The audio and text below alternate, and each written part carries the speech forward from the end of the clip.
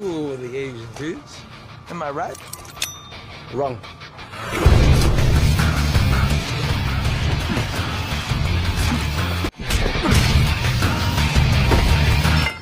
Tell me that wasn't some impressive The movie shit. opens with a young man named James, who works as a personal bodyguard and secret agent for the U.S. Embassy in France. One day, he receives a seemingly simple assignment from the U.S. ambassador, to switch the license plate of a car parked in the embassy's basement. Tasks like these are usually performed to ensure the safety of important individuals meeting with the ambassador. Though James is highly trained, he finds such minor duties unfulfilling and longs for more challenging missions. Still, he dutifully follows orders, knowing these are official assignments from the embassy. After completing his duties, James returns to the apartment he shares with his French girlfriend, Caroline. The two met by chance a few years ago and have been in a loving relationship ever since. That evening, Caroline shows James a dress she made herself, and the couple enjoys a quiet night together. The next day, James resumes his regular duties, including escorting the ambassador to a government meeting.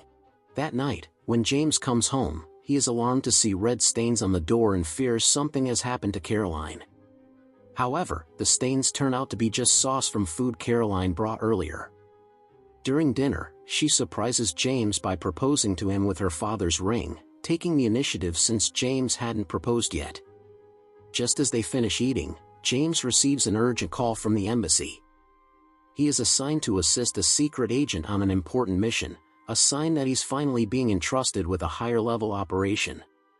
James rushes to the airport, where he meets Charlie, a bald, no-nonsense secret agent who has been detained for trying to bring a canned drink into the country. James negotiates his release, and the two leave the airport together. On the way to a Chinese restaurant, Charlie explains that the can contains his hidden weapon.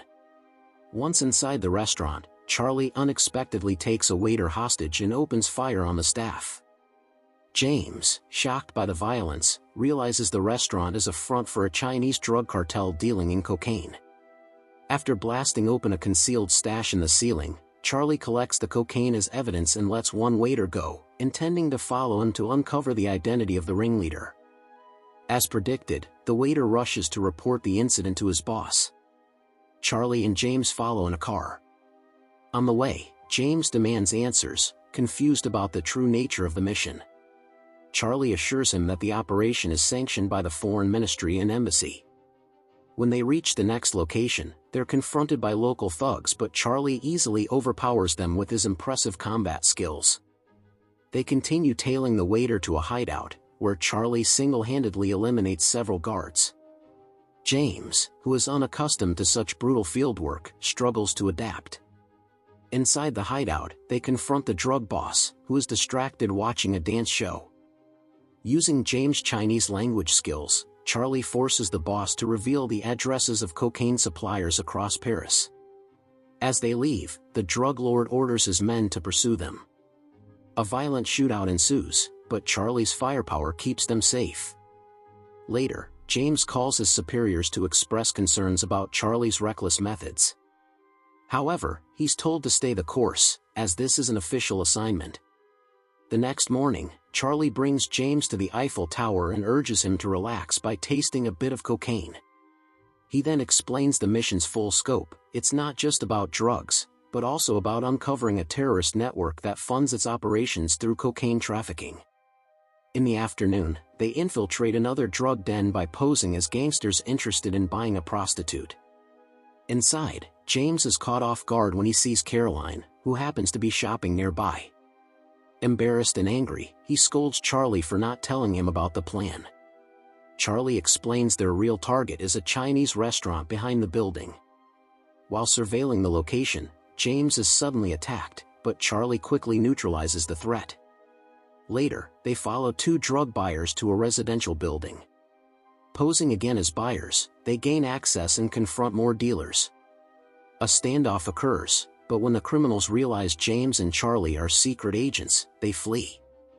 They take one dealer hostage and ask to be taken to a kingpin named Raziad. Unfortunately, Raziad is not there. Charlie spies on a bomb-making operation downstairs using a mirror, then bursts in and kills everyone except 3 terrorists who escape. He chases them and uses a homemade bomb to eliminate them. Night, they return to James' apartment for dinner. Caroline is there, along with a female friend helping her cook.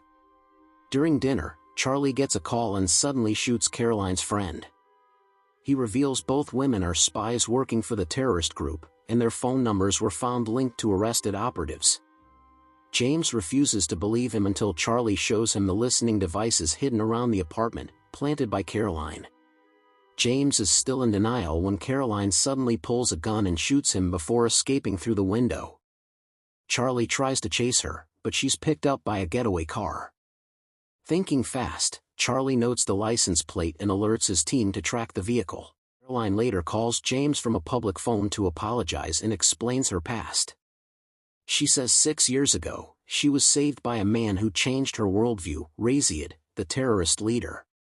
During the call, embassy hackers trace her location, realizing she's headed to a major conference involving U.S. and African delegates.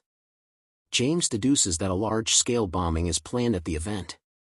Charlie quickly mobilizes agents to protect the delegation. En route, he spots a familiar car and gives chase, thinking Caroline is inside. James calls to inform him that she's not in the car, meaning she's already at the conference. Charlie continues the pursuit and destroys the car, driven by Rhys, just before it can approach the U.S. convoy. Meanwhile, James, now recovered from his gunshot wound, arrives at the conference but is detained for carrying a gun. Fortunately, the ambassador intervenes, and James is allowed in. Inside, James searches for Caroline and finds her strapped with explosives. He pleads with her to stop, but when she refuses, he is forced to shoot her to prevent mass casualties. Charlie arrives in time to defuse the bomb. The conference proceeds successfully, and peace is restored.